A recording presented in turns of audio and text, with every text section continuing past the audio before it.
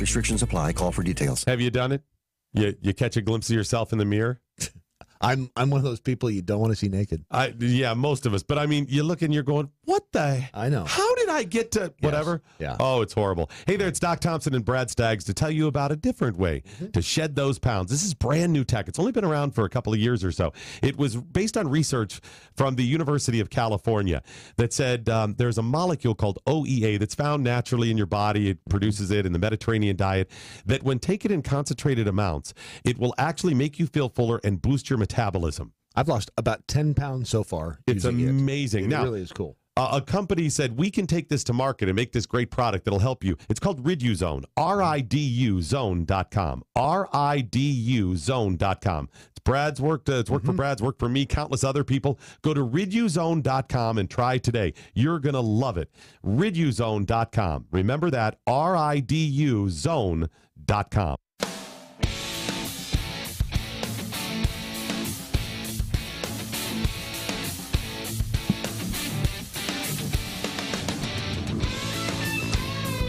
And it's a special day today. It is Thursday, whatever date of the month it is, 28th, I think it is.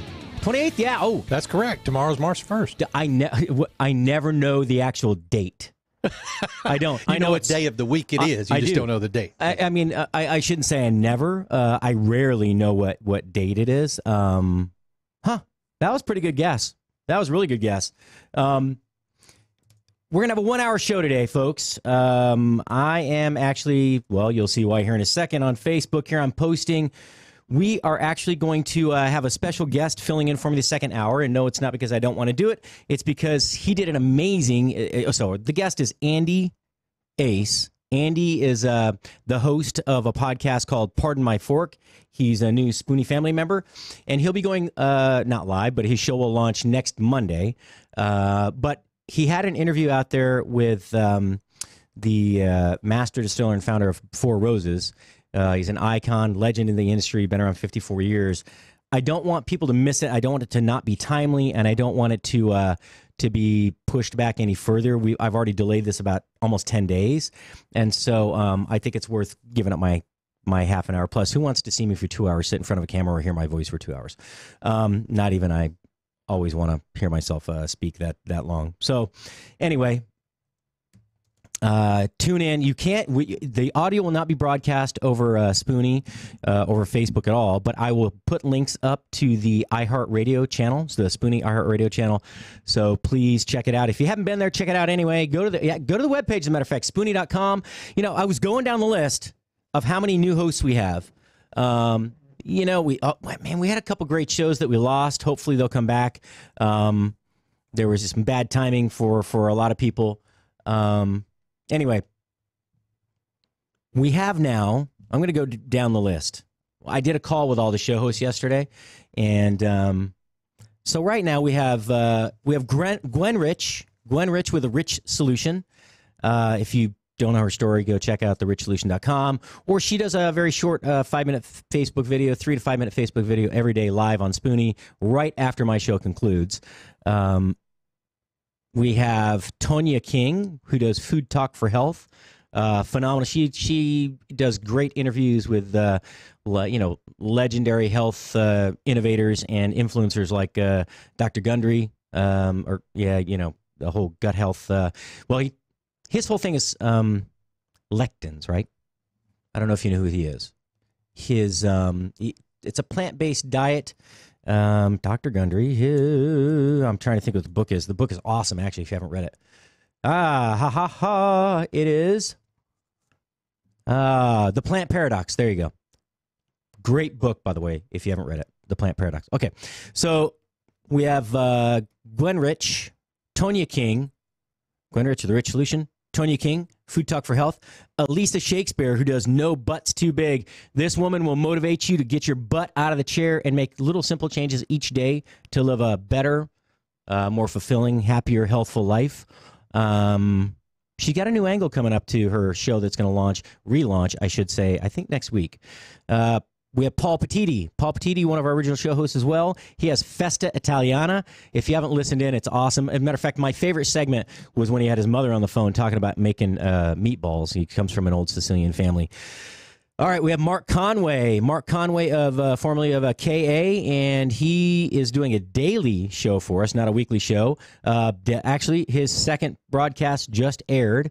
Mark, I will post the link to the audio. I'll send you the files again. Actually, I'll work with Ron before he leaves today. We'll get you up and on a replay so that you have at least two more plays per day. I know yesterday was your initial launch, your inaugural episode. First time out of the gate, and I had not worked with Ron to program the automation software so that we could listen to you later, so we had to send out the audio links. All right, Cody Stortz, badass out of San Diego. Well, I'm sorry, not out of San Diego. He's in Orange County in L.A. He's got a great show called Reckless. That's also the name of the restaurant where he's executive chef. Take a look, check him out. Man, the food is, I haven't eaten yet, but I can taste it looking at it. It's phenomenal. So we have Andy Ace. He's going to play right after me in the second hour of my show with Pardon My Fork. Andy is a World Food Championship competitor. Very interesting guy. Check it out. I was listening to his broadcast. It's going to come up right after mine. It's very good, very interesting. Again, an icon in the bourbon industry. And then we have Trey Chapman. Trey Chapman does Trey's Chowdown Live right here in studio number, what do you call it? We have one studio, I think he called it studio number 12. Studio number 12? Studio number 12 right here in Haltom City at the Cuddle Me Buff Studios. Again, Cuddle Me Buff. Look it up. If you don't know it, look it up. It's a funny term. It's not sexual. Look it up. All right. We have myself, of course, 5 days a week live for 2 hours. I apologize, but somebody's got to fill the airtime, and I like talking. And I like eating. I like talking about food. All right. After that, now we have, Dr. Ken. I don't know Dr. Ken's last name, but he has a show that's going to start airing on the 7th. So next Thursday they launch. It's called Gut Check. And he is a gastroenterologist, master of many sciences. He is actually the man who formulated this product right here, Atrantil. It's basically a gut health product. It provides the right biome for the probiotics to live and flourish. So it's basically a prebiotic to give you a healthy gut. So your probiotics. Hey, I just wanted to jump in here real quick. Yeah. So, Family Meal will play again tonight at 8 p.m. Eastern. See, I knew if I said something wrong, I'd want to cover my ass. 8 p.m. Eastern. Cover my butt. Yeah, 8 p.m. Eastern, Monday through, I mean, it'll be Monday through Friday. Okay, cool. So that's a replay because so to go at 1. His initial show for the day will be the one at 1 and 8. Yeah. Okay, cool. Awesome. Or 1, yeah. Well, so here's the issue. I always go with Central Time, and Ron, the professional, always goes with East Coast Time. I'm sorry. It's 7 p.m. Eastern. Okay. So I'm looking at the wrong time. I hate this Eastern Central thing that we've got going on. Can't we just have one country, Eastern, one time zone? 7 p.m. Eastern. Oh, no joke. 7 p.m. Eastern. And I've got it set again right now for 4 a.m. as well. So it'll be That's my buddies in Japan can listen at 4 a.m. Yeah, 4 a.m. Eastern. And then what is it, 1 p.m.? Yeah, 1 p.m. Eastern is when he launches a new show every day. Every so day. Replay at 7 and then 4 a.m. That's right. There awesome. You go. Thank you. Sorry for the interruption. No, thank you. Interrupt anytime, Ron. You can save me anytime. I'll take the raft. I'll take the lifesaver. You throw it. So there you go, Mark. I hope you're listening. I know you were listening to your show just a little while ago. So, of course, my show, then Dr. Ken with a gut check. I'm telling you what, phenomenal guy. They got some new products coming out. He has rock star doctors and physicians from around the country coming in to do shows live here each week. And then, of course, we have 2 newbies coming in. So Randy White's another World Food Championship competitor, and he's a local right here. I believe he's in Dallas, not Fort Worth, but he's got a very interesting story in how he got started. He was not a professional chef. I think he was challenged by his father-in-law one time to enter a hamburger cooking competition, which he won, smoked his father-in-law, so to speak, and he just fell in love with it. So by night he's by day he's a Clark Kent, and by night he is a superhuman, cooking, cleaning, cooking, podcasting superhero. There you go. Something like culinary podcasting superhero. All right. And then we have, well, we talked a little bit about Jay. I don't want to say too much about him. I'm not exactly sure how to say his last name. So I know there are people listening that could tell me, but it's either Jay Decote or Jay Decote. If you don't know who he is, look him up. He's been on Food Network. He has a great podcast that's 2 hours live every week. Is it live? I think it's live. Out of Baton Rouge, LSU boy. He does a lot of coverage of tailgating. Right now, I know he's in New Orleans, or he's been in New Orleans, covering Mardi Gras. And anyway, we have several more hosts coming on in the next couple of weeks. All of these hosts should be launched by the end of next week. As a matter of fact, I know, again, Dr. Ken comes on next Thursday. Let's see, Randy. Well, Randy's a little further back, maybe. Oh, and not to mention O'Larkin, Mr. O'Larkin, out of San Antonio. We met him at the food show, the Texas Restaurant Association food show, in I think that was August of last year, and so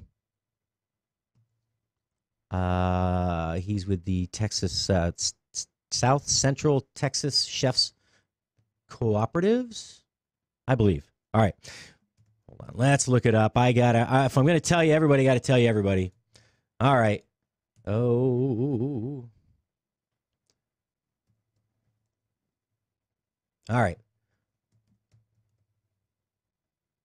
Why doesn't I want to? Come on, man. Come on. This is dead air. This is not cool. Huh.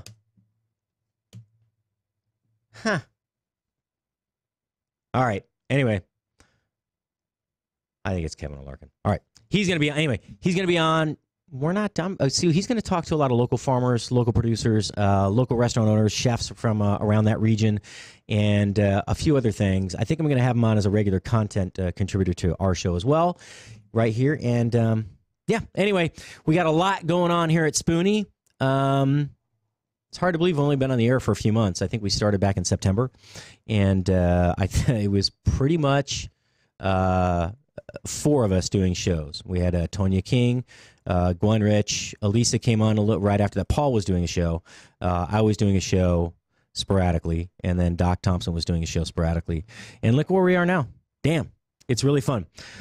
If you too would like to host your own podcast relating to food, family, culture, lifestyle, cigars and spirits, who knows? Turn in your resume. Go to info. Email to info@spoony.com. Attention, Chef Patrick Mosher. Chef Patrick's good enough. You don't have to know the last name.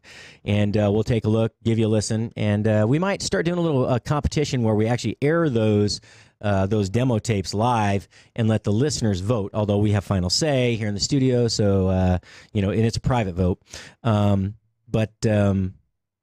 Yeah, I think that's the way to do it. Maybe we'll do it Tuesday or Thursday night, something like that. Anyway, so if you haven't looked in the news today, it is National Souffle Day.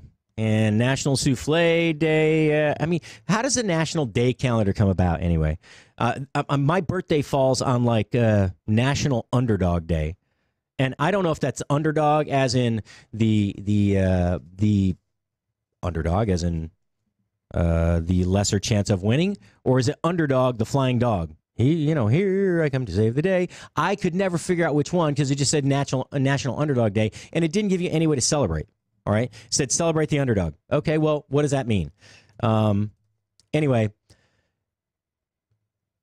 souffle, quite possibly one of the most intimidating things for any chef, either practiced or not. The home gourmet. Man, it's tough because what happens is you want to check it, right? It has to be cooked at a very high temperature. The reason being that if you don't cook it at a very high temperature, it doesn't souffle like it's supposed to. So what happens with that is, let's walk through what it is. So a souffle it could be savory or it can be a dessert souffle, and it's a few ingredients really. You have a ramekin, typically lined with butter and sugar. However, if you're doing a cheese souffle, then there's an alternative to that.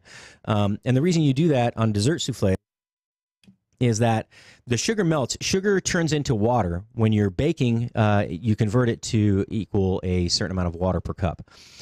So as the ramekin gets hot, and the ramekin, straight-sided bowl, whatever you bake it in, baking dish, you make a big souffle for the whole table.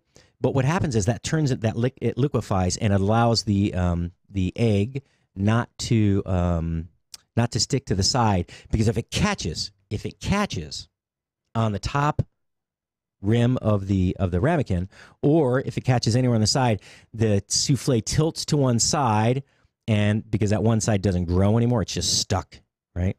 And it's like stepping on gum, but it's like cartoon gum where it just gets stuck, and then everything it goes head over heels. So that's not good. So there are a few tricks. Okay, that's part one: butter and sugar. You grease the inside of the ramekin with butter, and then you put a bunch of sugar in there, and you roll it around until everything's coated, and then you dump the extra sugar out. Now, when you get ready to make your souffle mix, we'll do a dessert souffle. We'll say just a plain old vanilla souffle, vanilla bean, French vanilla, whatever you want to call it, with whole vanilla bean. You would basically just make a custard or a pastry cream. That pastry cream, it's just a custard. Pastry cream is typically a little thicker. It's what you have between the layers of a Bavarian cream pie, or a Boston cream pie, right? It's the custardy layers between the cake, the good cake. It's the good stuff that makes the dry cake taste better. All right, so that can be, again, it could be any flavor, any liqueur would work, right? So you could do vanilla, chocolate. One of the better liqueurs to use is actually Grand Marnier. Grand Marnier is actually a very popular souffle to make. It's amazing. If you've never tried Grand Marnier, use it in your next round of margaritas instead of triple sec. It's way better. It's just it's more expensive, of course, but I like it much better. So you have now your pastry cream, which is basically a chilled custard, and it's a little bit thicker than a custard. Now what you're going to do with that is you fold in egg whites. So you whip the egg whites to medium peaks. So medium peaks would be, soft peaks are when you whip the egg whites, then they immediately fall over. When you remove the spoon, or the whisk, rather, from the bowl, that upward swiping tip that looks like a flame should just flop right over. That's soft peaks. Medium peaks are, they come up, but then they fold over slowly, right? It's not immediate. And then stiff peaks are where you whip them long enough without turning them back into liquid, because if you beat them long enough, the air comes out and they just break. So when you whip it, it comes up and it stays. That's a stiff peak, right? Kind of looks like a Yu-Gi-Oh's haircut, basically. So you go to between medium and stiff peaks. You can put a little cream of tartar in there to help hold that if you want to. There is a trick, though, to do this that you don't need to, and I'll tell you that in a minute. The cream of tartar doesn't hurt, but in addition, there's a foolproof way to make this work for dessert souffles.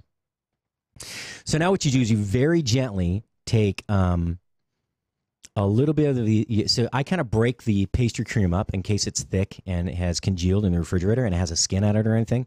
And you always cover it when you put pastry cream or any sort of custard, any kind of pudding in the refrigerator. What do? You have to put plastic over the top of it so it doesn't form a skin. And that way you just peel it off, and if there was a skin, it comes off with it. So take it out of the fridge. You start to fold in these egg whites. And by folding in the egg whites, what you do is you put the pastry cream. I usually put a portion of the pastry cream in a bowl. I put a small portion of the egg whites in, fold them in gently. By folding, that means you scoop from the bottom upwards, like you scoop along the side of the bowl and then scoop up through the egg whites and pastry cream until they're mixed. If you push down, you're breaking the bubbles, right? Because you're adding weight and pressure to the top of the egg whites. So, hey, if you're out there watching on Facebook, or even if you're not, tell your friends. I've got a watch party going on. If they are friends of mine on Facebook, come on, I got like 3,800 friends. There better be more than 3 people watching. That's all I'm telling you. Please. We have 5 minutes left in the first half of the hour. Show Spoony some love. Get the word out. We're growing really fast, and we had some big news today. I can't tell you, but can't let the cat out of the bag. It's going to be really exciting stuff, though. All right, so you fold that in, then you start. So you incorporate more. You just put the rest of the pastry cream in, put the rest of the egg whites in slowly, like a third at a time. Fold them in until you have a pretty consistent looking product that may have a little bit of light swirls and a little bit of the yellow swirls from the vanilla custard, the vanilla pastry cream. But overall, it's one similar color with maybe a few streaks. Now, once that's done, there is a trick you can do, and actually you can do this before you fold the egg whites in, but you can sprinkle a little flour over the pastry cream and mix it in. What this does is now you've created a miniature dough, right? And it doesn't take a lot, but that flour adds structure to the souffle. And the reason that's important, again, is because when you're cooking a souffle, you don't look in the oven, right, until you are almost ready to take it out. And then I use an instant read thermometer instead of having to like poke something inside and try and figure out what the temperature is. All right, because that also deflates it. So again, you mix everything together. You get a little bit of flour in there. All right, now you have what's called the foolproof souffle. But how do you keep it from sticking at the top of the rim of the ramekin? Right, that's what I said. That's really there are two really bad things that happen with souffles. One, you open the oven and look, or when you take it out and you gently set it on the countertop before you take it to the table, that little jolt causes the bubbles, the air bubbles that were in the egg whites to basically lose the air, deflate, and everything crashes down. And a lot of times when you get a souffle, by the time it gets to the table in a restaurant, it's no longer souffled, right? It's just a really yummy, eggy custard or airy, really light custard in a bowl. So the key is when you put the mixture into the ramekin. So you're spooning it in there. You fill it up about 3/4, 2/3 to 3/4 of the way full. When you're done with that, you take your thumb and you wipe the edge of the ramekin about a 1/2 inch down inside the ramekin with your thumb, very clean. You want to make sure that there is nothing left on the rim of the ramekin, and there should be kind of like a moat remaining around the souffle. And what that does is it ensures that as it grows, there's nothing that could have baked on the edge that it sticks to that causes it to collapse. So anyway, there you go. That's the key right there to the souffle. So if you've never had one, it's a great presentation. I recommend trying to make one. It's not that hard, really. It sounds really difficult. Jacques Pepin, actually, master chef, phenomenal man. One of the biggest influences for reasons I became a chef. He has a kind of a foolproof approach as well. His particular recipe pertains to a cheese souffle, a savory souffle. But if you go to Food and Wine, I believe that they have the entire recipe right there with an interview with Chef Jacques Pepin. So anyway, when it gets to the table, this is the cool part. When they bring the souffle to the table, if it's survived that long, or when you bring it to your family or your friends or whomever, or maybe you're just cooking for yourself, you want to treat yourself to a souffle. When you set it down, then if you have a vanilla, typically you have a sauce with whatever flavor souffle you're making that's a similar flavor. So with a vanilla souffle, you have a vanilla sauce. And so what you do is you take 2 spoons and you kind of break open the center of the souffle, and then you pour the sauce inside.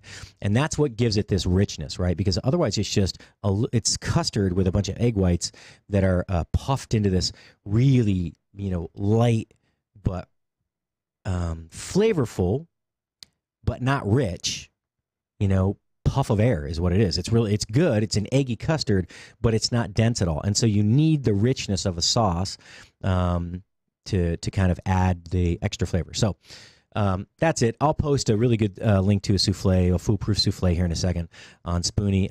If you didn't see already, today is also National Chili Day, and I actually posted a recipe. It is a butternut squash and turkey chili recipe. Hey, don't knock it till you try it.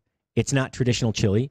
The only question is whether or not you put beans in it, because we're in Texas, and down here it doesn't have beans. Although I think my recipe has beans in it. So, all right. Chili. Beans or no beans? All right, so I grew up in upstate New York. We always had beans. It was a very simple recipe. Stewed tomatoes, canned beans, always red beans, right? Always some sort of a kidney bean. There was a little bit of chicken stock, chili powder. I love lots of chili powder and lots of cumin as well. And then I actually like in chili, I will dice up onion sometimes, but a lot of times I just use garlic powder and onion powder instead of dicing the fresh stuff. If I don't have it available, I have to make it run to the store. But that's pretty much the whole recipe. Then salt and pepper to taste. It's super simple. You can actually add in some things like roasted, like fire roasted tomatoes instead of plain canned tomatoes or stewed tomatoes. I like that a little better. It adds a little depth. Or you can actually take Roma tomatoes and cut them into 8 or 10 pieces and then add that in. It doesn't really make a tomato sauce. You have to add a lot of liquid, which is where the chicken stock comes in. But super simple. Super, super simple. This recipe is a little more complex. I'll tell you about it. We'll walk you through it when we come back. Anyway, Chef Patrick Mosher, the Food Biz Pro. I will not be on the second hour today. If you're listening, watching, going to listen to podcasts later, I still won't be on the second hour. We'll have Andy Ace. Andy Ace is going to be on the second hour covering for me with his new podcast launching on Spoony next Monday. Pardon my fork. We'll be right back.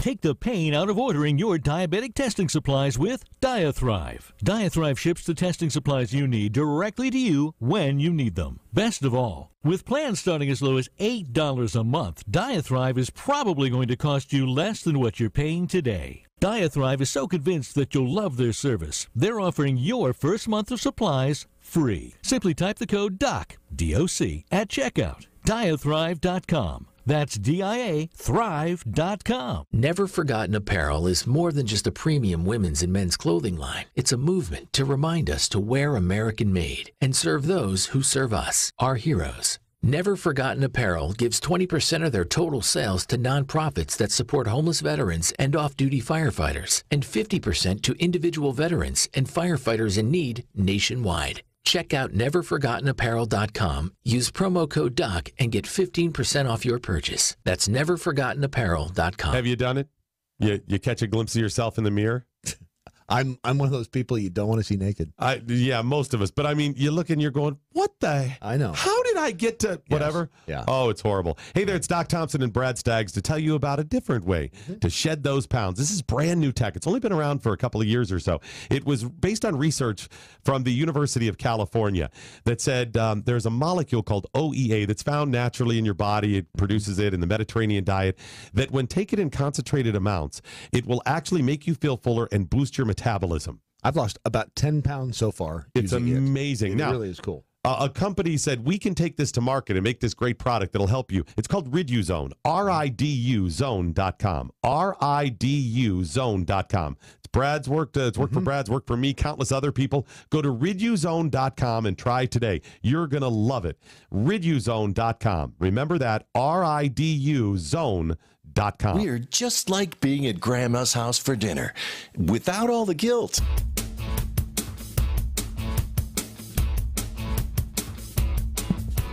And we're back in live. This is Chef Patrick Mosher here on Spoony Radio. All right, so that was Mark Conway asking me if he knew what time he'd be live today, or what time he would be rebroadcast. So if you missed Mark Conway's new podcast, which launched yesterday, it is Family Meal. And so Family Meal, if you don't know what it is in a restaurant, we all know what a family meal is at home. But that's where the staff...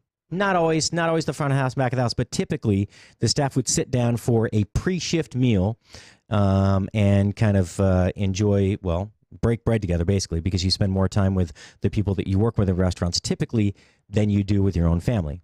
All right.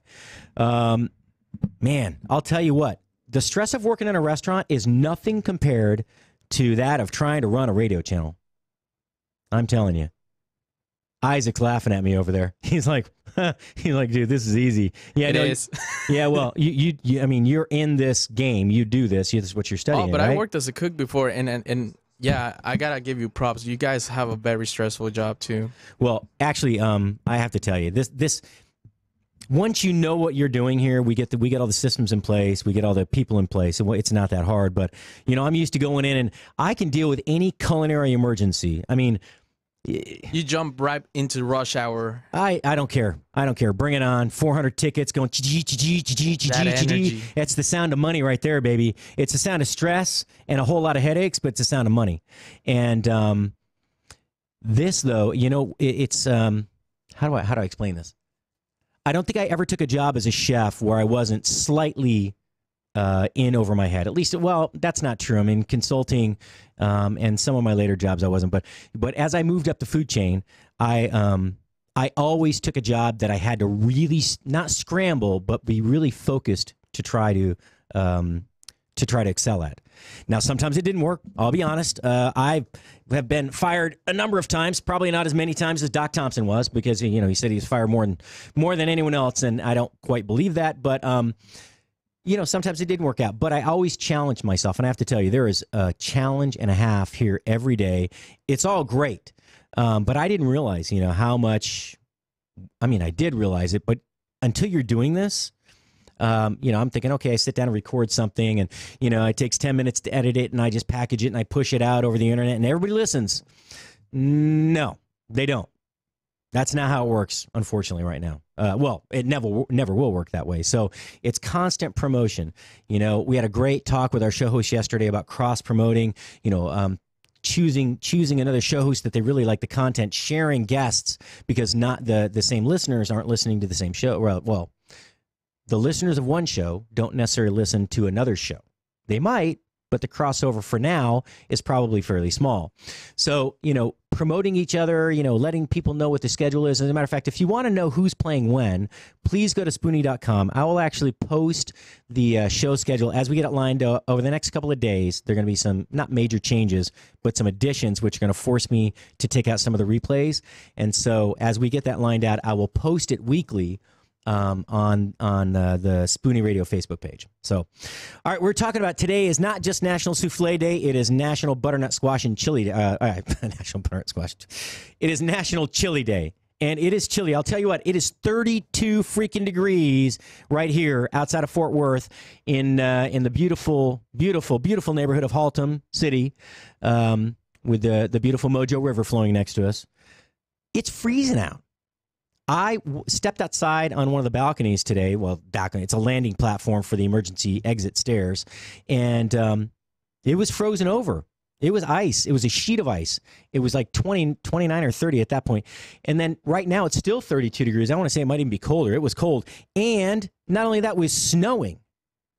I mean, it wasn't like coming down and we weren't going to accumulate anything. It's got a little warmer. It's 36. It looks like it's going to warm up, but well, that's good. That's good. We won't have to worry about a lot of accidents at rush hour today. Not like I'm going anywhere anyway. All right, so it is National Chili Day. No matter where you live, it's probably a little chilly right now. It is winter. It's all relative. I don't care if you live in, New Mexico, Phoenix, Southern California. That 72 degrees you're having right now is cold, comparatively to what you get in the summertime. So I've been looking for a long time for healthy alternatives to standard dishes. I remember I entered a chili cook-off. I was the chef at a restaurant called Pio's on Coronado Island about 20 years ago. Not quite that long ago, almost. And no, it was 20 years ago. Holy crap. 20 years ago. Unbelievable. Sorry, I'm feeling old. Not really. It's just time flies. All right, so I love making traditional chili. It's one of my favorite meals. My mother made it all the time, but I wanted to do something different. And one of the items that we had on our menu was venison. We did a venison fillet, and then we did some venison tenderloins. We did that with like a blackberry red wine demi. It was actually really, really tasty. I kind of missed that dish. But anyway, we had some venison left over. We had an extra few tenderloins that we had, and I had to freeze them. And I didn't know what to do with them. I could grind them up and make some sort of burger, but Pio's was actually a Polynesian style restaurant, so the venison didn't fit. But it was a very good seller, and so we kept it on the menu. But I didn't know what to do with this, and so I thought, hey, why don't we throw it in the chili? So I made this venison and black bean chili, which was fantastic. It was really, really good, but it didn't. I mean, it played well with the the diners. They were basically, I think it was $10 to get in or something like that. There were about 50 teams out there that had concocted some sort of chili, everything from atomic 3-alarm fire stuff to I believe one of the competitors was one of the hospitals, so they like low sodium, low spice, basically flavorless chili. I love chili. Oh, dude, you had me at chili. As soon as I heard chili, I just ran back here. So beans or no beans? Beans. It's gotta have beans. There's something about the grainy texture of the beans. Well, it's filling too, right? It adds a lot more to it. It goes a lot further. And so, you're from Texas, right? I'm from Guatemala, but I do eat beans like a ton. Yeah, but you've been here for how long now? I want to say more than 6 years. Yeah, there you go. So yeah, you might as well be from Texas, dude. Like my question was like, where can I find a good place to find like some really good homemade chili? You know what? There's a little. I'm glad you asked that. There's a little cafe not too far from here. It is. Let me look here. Man, how can I not remember the name of it? It is a. Because one of the things that makes a good chili is the simmering, the slow cooking of it, right? Now, besides using the spices, the different kinds of spices. I think this. Yeah, no. So that's a key, right? Low and slow for a long period of time, and chili's always better the next day or the third day. Oh, always. So especially with you probably like a lot of chili powder in yours. Not really. No, it's because I don't really cook chili. That's the thing. If I wanted to get into that, like I wouldn't know what's the best way to start a good chili. Because obviously you got your ground beef. It's gotta be good ground beef, and then you got your vegetables, probably some peppers, cut up some onions. Yep.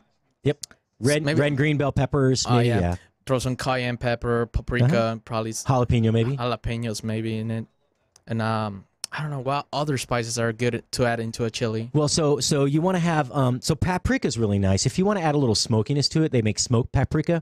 That's always a good one.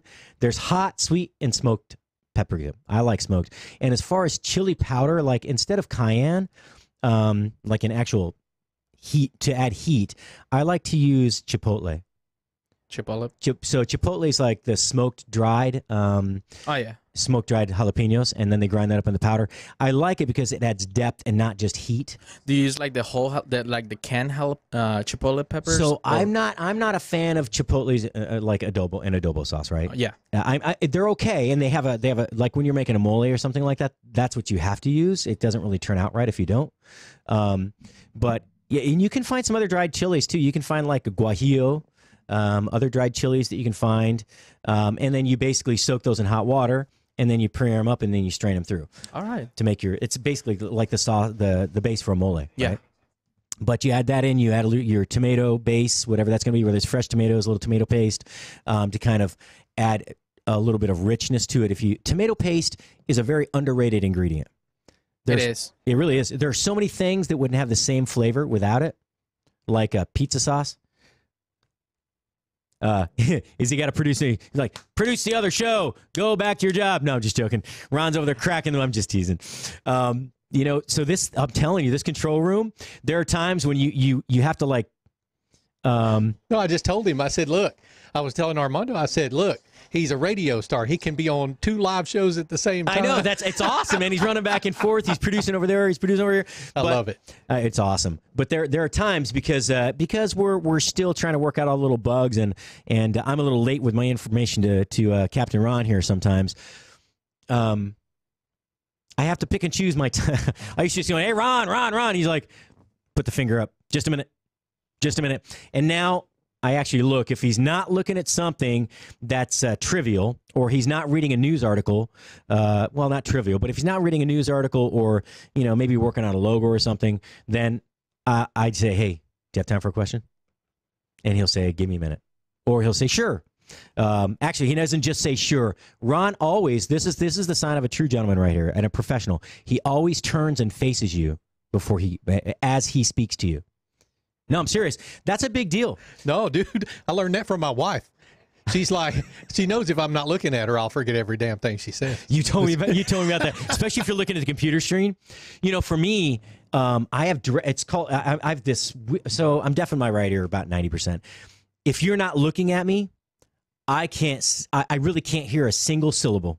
It's like I said it the other day. It sounds like Charlie Brown's teacher. Wah, wah, wah, wah, wah, wah, wah, wah. I really don't understand because the sound is traveling away, and I can't put the bits. I don't hear everything that people say anyway.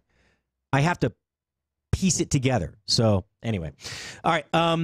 There's a little cafe down the hay on Belknap there, Isaac. I think it's Heritage Cafe. I'll look it up. But anyway, they have all sorts of country cooking. There's more than one in town. I think there's like 4, 5, 6 locations. They have like on Tuesdays, I think they do a $4.99 chicken fried steak, which actually was pretty good. That was the first place that Doc and I went to eat here when we first started this whole project. I think we went there. Matter of fact, I have some video clips of that I need to edit down and put out there. But it's really, really, really tasty. You know, it's like a little old diner place. But what's outstanding there is one of their employees, they have a commissary kitchen where one employee that works actually in that restaurant, the one here on Belknap in Haltom City, between Haltom City and Fort Worth, does all of the desserts for all the restaurants. So they have like lemon meringue pie. They'll have pumpkin cake. They do apple cake.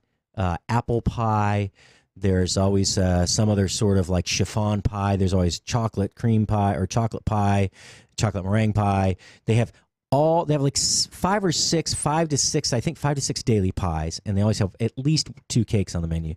It's really delicious. That's pretty much the reason I go there. It's close. The entree's cheap. The desserts are awesome. So, anyway, where were we? Chili. Back to chili. All right.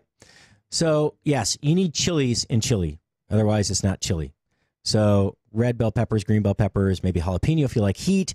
If you want to go a little hotter, you choose something hotter.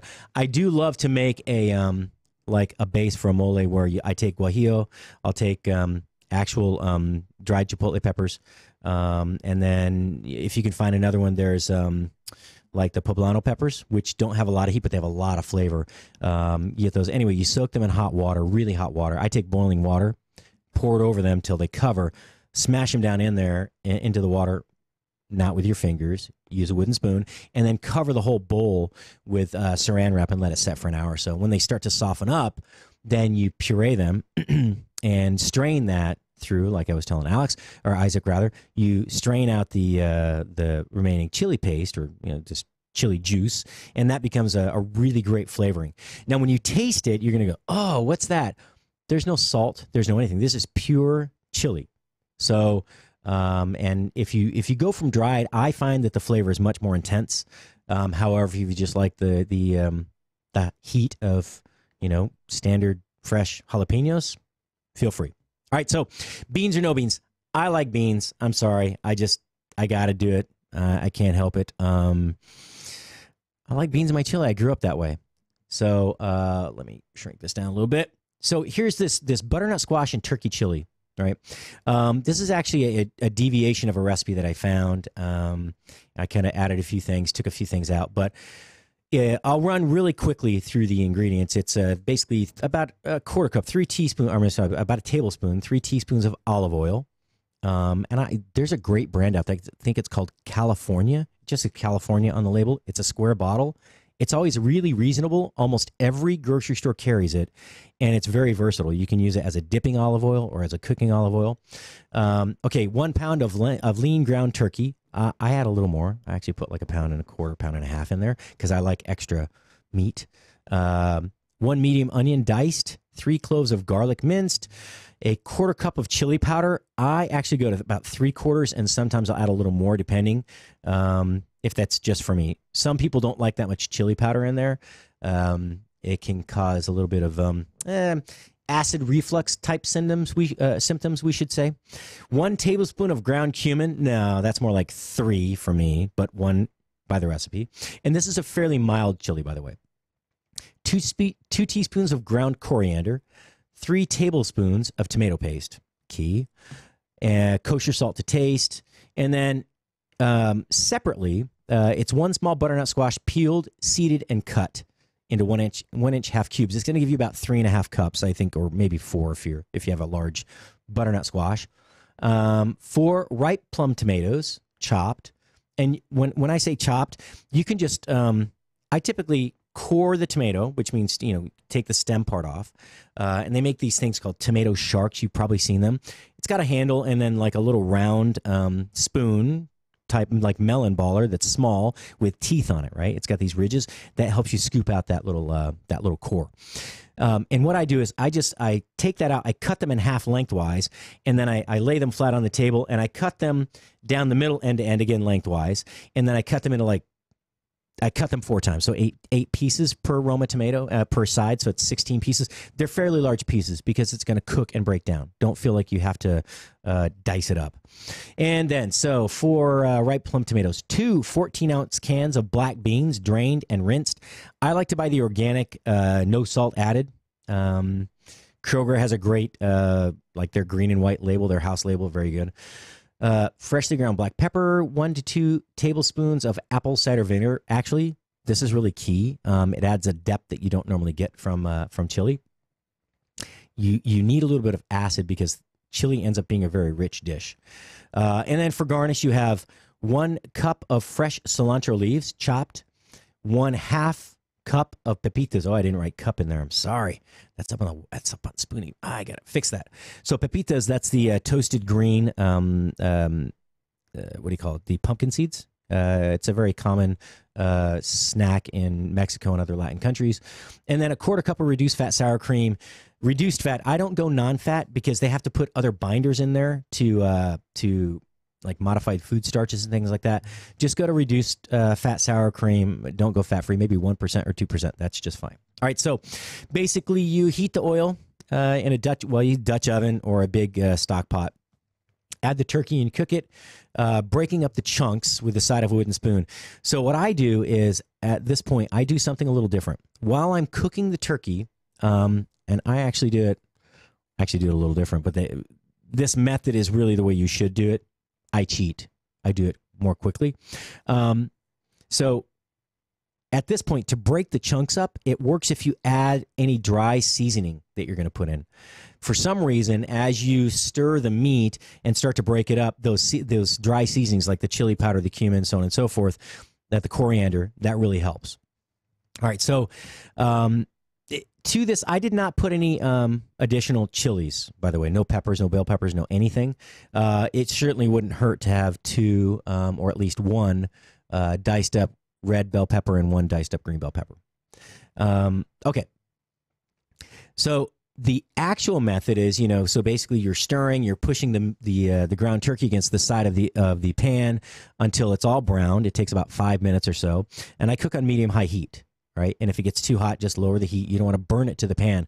This is the thing. If you burn the meat to the pan, the whole dish is going to be burnt, right? So very vital. Now, you can push the turkey to the edges of the pan, leaving the middle empty, reduce the heat to medium, and then you add the remaining oil, which is about a 1/2 teaspoon left, or 1.5 teaspoons, because we put half in earlier. And then you add the onion and the garlic to the center of the pan. Now, it's really key that you don't add garlic to the pan alone because it will almost always burn in a hot pan. So I throw the onion in first and then throw the garlic on top of it so that it mixes in properly. All right, so you cook those, stirring until they, they start to soften, about 3 minutes. Add the chili powder, cumin, coriander, stir for 30 seconds. I've already added that to the meat, though. And to be honest with you, I do this backwards. I gave you the real recipe. That this is how we would teach it. I actually cook the onions, and before they're fully cooked, I put the meat in because, again, the onions help break the meat up. And then as soon as that starts to sear it all, I add the dry spices in. So up to you, your choice. I told you my secret. It just saves me time. I don't have to worry about making a hole in the middle and pushing the meat out to then worrying about the meat burning and all that other crap. All right, so then at this point, once you've started to mix all this together, and you've got the meat, the onion, the garlic, the dry spices. Then you add the tomato paste and about a teaspoon of salt, and then you stir that until the tomato paste starts to darken. All right, I think it's called Dory or Pince. It's one of those two. And what happens is that actually caramelizes the sugar in the tomato paste, and it adds a much deeper, richer flavor to the dish. A lot of people make like veal stock, which is great. But if you make a roasted veal stock, you actually add tomato paste to the mix. So when you put your mirepoix, which is onion, celery, and carrot, into the roasting pan, because when you do roasted veal stock or chicken stock, you actually put the vegetables in and cook them first before you put them in the oven to roast the bones, and then put them into the cold water to make the stock. But as you do that, you throw the tomato paste in with all these vegetables, and it makes this really kind of a caramelized version of the tomato paste, which takes on a much richer, denser flavor. It doesn't actually make it more intense, though. It actually mellows it a little bit because it caramelizes some of the sugars. It kind of dissipates with some of the liquid. The intensity dissipates with some of the liquid that comes out of the water that comes out of the vegetables as well. But you have to be careful not to burn it. So that's why it's important to turn this down to medium before you add the tomato paste. All right, so 1 teaspoon to tomato paste, 1 teaspoon of salt. I'm running out of time, so I need to finish. You stir all that for about 30, 45 seconds. Then you add the squash and the tomatoes and about 4 cups of water. All right. You want to add the squash towards the end because otherwise it breaks down. It doesn't stay whole, and it's not a beautiful looking chunk in the chili, right? You want big pieces in there, 1/2 inch by 1/2 inch, and it's easy. Even if they're a little too large, by the time this gets done cooking, you can just easily cut through it. So add the squash, tomatoes, 4 cups of water, scraping the bottom of the pan to release any stuck bits. Those little stuck bits are called fond, right? The meat was fond of the pan, therefore it stuck. All those little bits and pieces, that's what you make gravy from. That's the good stuff. Make sure you scrape as best you can. And then you bring it to a simmer, adjust the heat, and I simmer it uncovered. I don't cover it because you want it to get rid of some of the liquid and condense back down and just get a little more dense and a little richer. All right. Then you just basically takes 35 to 40 minutes, baby, to simmer it down until the squash is tender. And then at that point, you just stir in the beans, and you're good to go. Now, the original recipe I saw had chia seeds in it, which I took out of the recipe above, but I left in. And the chia seeds help to thicken it. I don't think you need it. It's a unique flavor and a unique texture that isn't necessary for this. So I'm going to revise this recipe before y'all print it out. So heat it through about 5 minutes. That gives the beans time enough to break down. You don't really need to cook them through. They were cooked in the can. And then you just season it with salt and pepper to taste. About a 1/2 teaspoon of salt, maybe. A little more than that. 2-3 grinds of the pepper grinder. And then just taste it. Put in the vinegar right after that, and you're good to go. And then you're going to garnish with the fresh cilantro leaves, the pepitas, the toasted pumpkin seeds, and reduced fat sour cream. I had never put sour cream on my chili until I came to Texas. I'd never put it in black bean soup. I had never put it in any soup until I came here. Ingenious, I'm telling you. How did I not know that? I mean, I had eaten it and seen it done, but I never personally, when I made it at home, had done that. Anyway, it's pretty delicious. Try it out. Give us your review online. I give thick skin. If you didn't like it, tell me. No, this is not Skyline chili. No, this is not traditional Texas chili. No, this is not New York chili. It's just butternut squash and turkey chili. I don't want to hear that it's not the definition of traditional. It's pretty tasty. Anyway, I think you'll like it.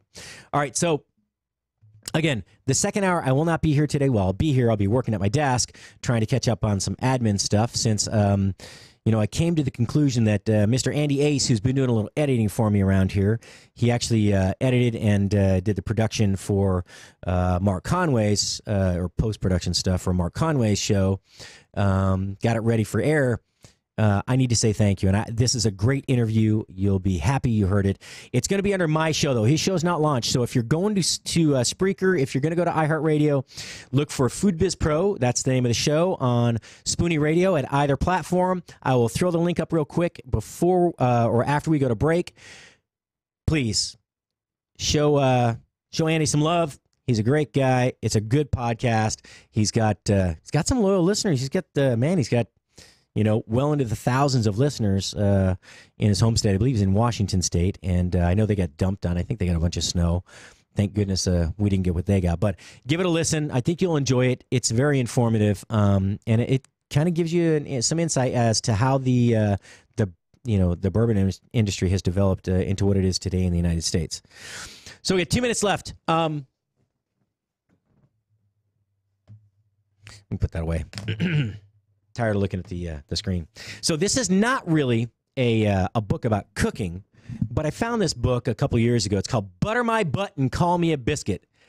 And I'm a big fan of colloquialisms. So colloquialisms or idioms, right? Things that don't translate into other languages very well are idioms. Colloquialisms are typically regional things that one might say within their culture in that region of a country. I'm trying to look here. Because of the first one, I want to see if there was something about food in here.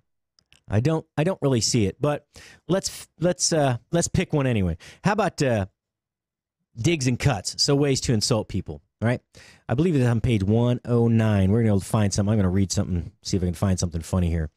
Here you go. That's okay. This is mostly they're really old Americana here. He's as scared as a sinner in a cyclone. Oh, here's a kind one. Lazy. Here you go. It's a sorry dog that won't wag his own tail. That's how I feel about you, by the way, if you get Uber Eats to bring you a McRib at your office. You're that lazy. You're so sorry you won't wag your own tail. Spirited. She's livelier than a puppy with two tails. I've got a better one than that, but I can't say it on the air. Unintelligent. He won't hurt his back, toting his brains. These are really old. Man, these are like my parents' generation. Stupid. His cheese slid off his cracker. You know what's really funny? The name is, Spoony is is a gentle term for an idiot. So anyway, here I am on Spoony Radio. Co-founder, curator, program director, show host. I hope you've enjoyed the show. Chef Patrick Mosher, Food Biz Pro. Stay tuned for Andy Ace with Pardon My Fork coming up right after the break in 4 minutes. Don't go away. Thanks and ciao for now.